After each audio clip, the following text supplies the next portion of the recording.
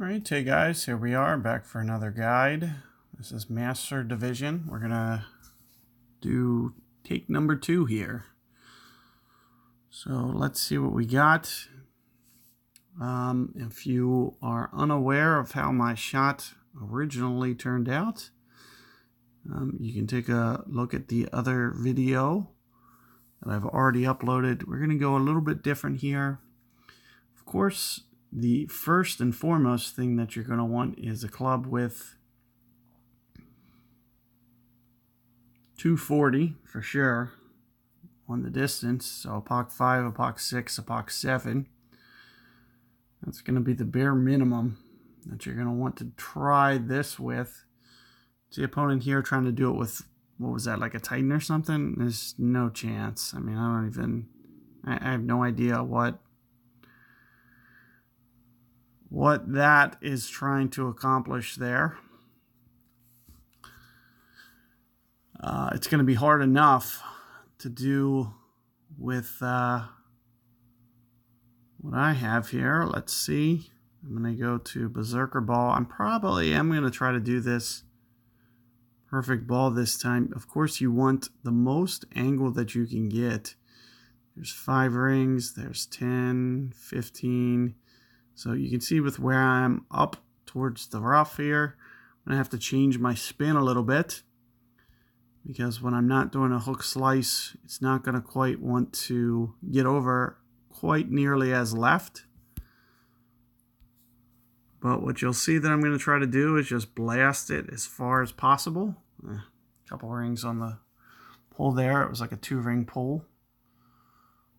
Let's see, it looks like I hit the tree because of that. So not what I was trying to do. Now we should have a very similar shot to what I had last time. I think last time I was only up in here. So this is going to probably change my ring adjustment. See that I ended up clipping the tree. Probably wanted to go maybe another ring or 2 more than I did. All that curl that I'm putting on with that, it kind of intensifies that side wind. So it's going to kind of really make it go to the left. You can see I was still playing at about 1 per anyway, which is an overplay. But again, you know, with that 2-ring great ball that I had, you know, it's just landing too aggressively. Much more than I would have wanted to try. So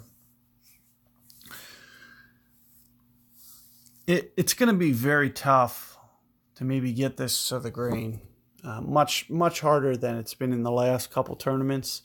It just seems like they angled the wind maybe, you know, just enough to really mess with, you know, 1 extra clock. You know, it usually points at maybe like 10:30.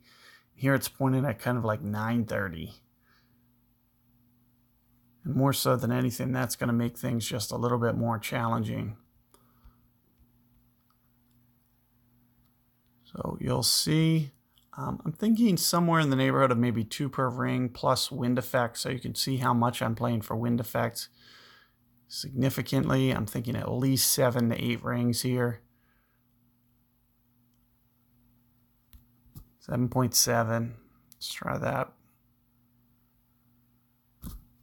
Perfect ball. Thinking it might just be just a bit, again, a little bit too much on my ring adjustment. But you got to get a starting point somewhere. So, you know, I've been 2 different spots. I've over adjusted 2 times.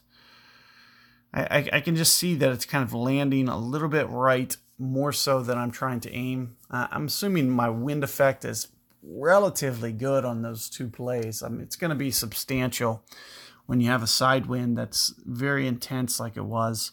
But I'm assuming I was somewhere in the neighborhood of almost 2 rings, maybe almost 2 full rings, at least a ring and a half too much there.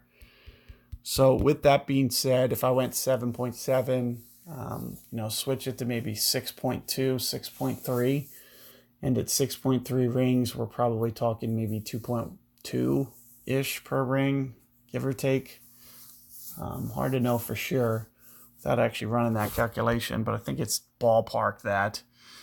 So keep that in mind, as you get to these spots more and more.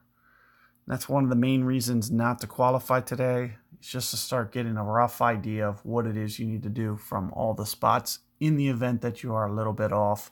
It'll make it that much easier come weekend time if you have more course knowledge out there. So good luck there with that hole, guys. I'll see you guys momentarily on number 2.